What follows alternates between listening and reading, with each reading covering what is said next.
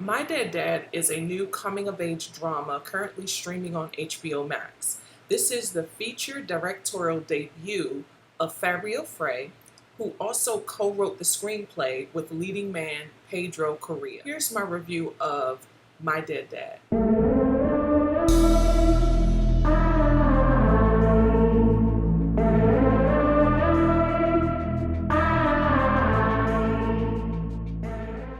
Pedro Correa plays Lucas, a skater burnout from Reno, who inherits his late father's apartment complex full of tenants who instill the principles he needs to finally become a man.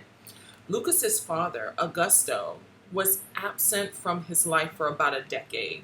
Lucas's mother weaponized his father against Lucas to the point that he just gave up trying to see his son. But as Augusto was dying from lung cancer, he willed the apartment complex he owned to his son and left behind some recorded messages about his absence from his childhood and what it will take to manage this property that he's leaving him. So Lucas gets to know his dad and himself through the tenants at the apartment complex, particularly the super played by Raymond Cruz. Raymond Cruz's character uses the information Augusto gave him about his son to connect with him on a parental and deeper level. Lucas is so broken because his father, to his understanding, abandoned him for 10 years.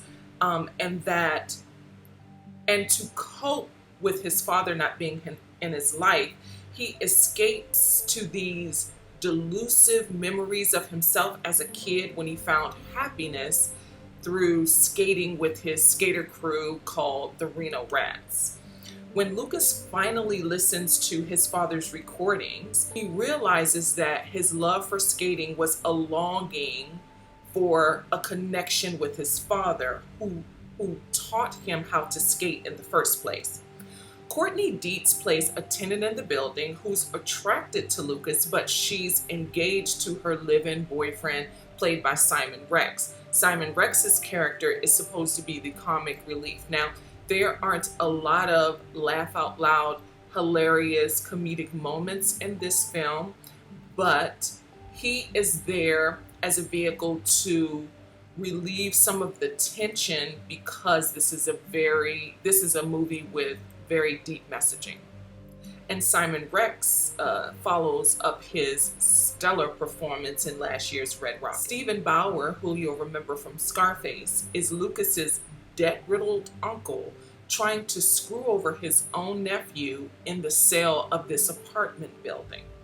And at first, Lucas is game for selling it and getting it off of his hands, and his uncle sort of hires this conniving attorney who's trying to force him to sign these contracts, which he's smart enough not to do. Now, Lucas initially wants to sell the apartment to relieve himself from any memory of his dad because, again, he resents his father and wants no attachments to him.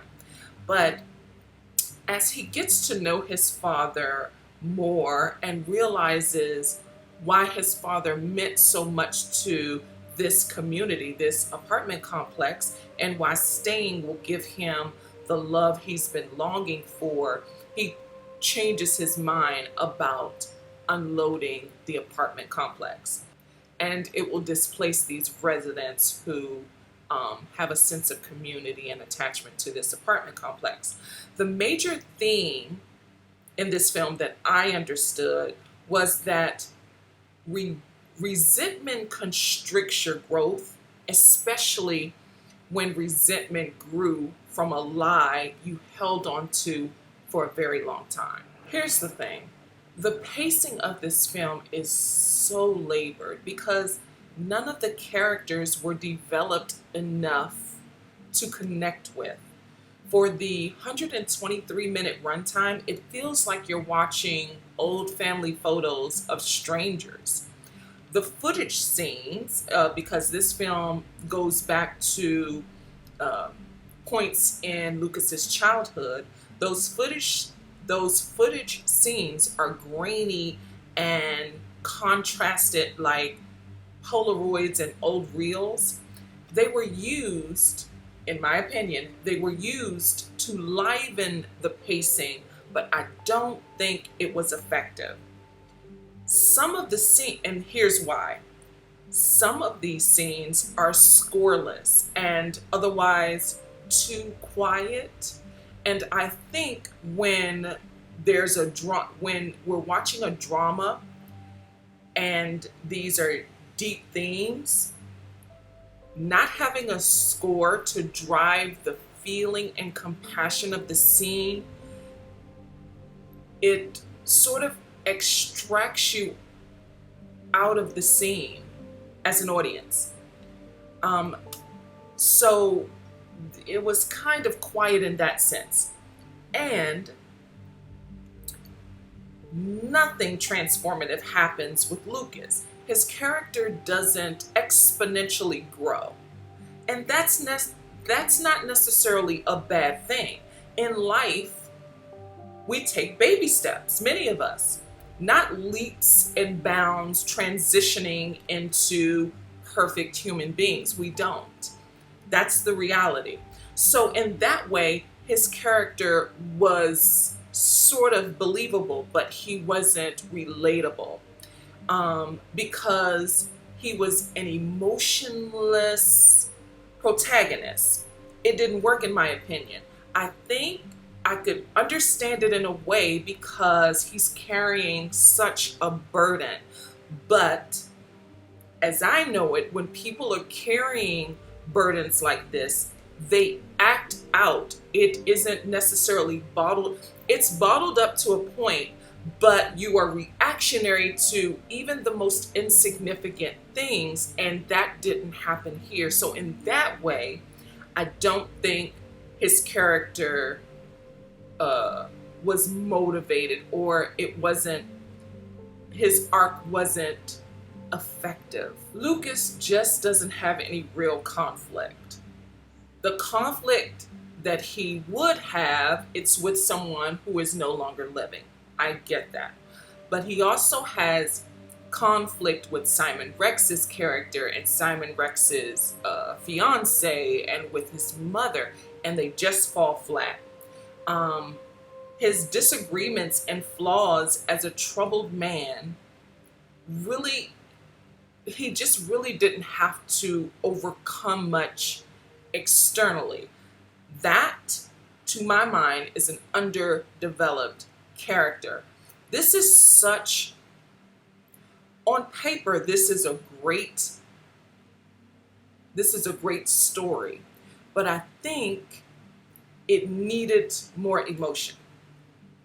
Now, Lucas had inner conflict, but it was insignificant in the larger scheme of things. Obviously, he can't grow until he forgives his father and reconciles his absence, knowing that he was loved from a distance. But we're to believe that he achieved this spectacular milestone because he smiles in the end while listening to his dad's recordings. That obstacle is both weak and inconclusive to an audience. There's no dark night of the soul, no reckoning, no battle royale. Things just unfold with weak resolutions. On a grading scale, I rate My Dead Dad a C. My Dead Dad is currently streaming on HBO Max. Thank you so much if you stuck around this long. I certainly appreciate you. Please consider liking, commenting, sharing, and subscribing. And until next time, peace.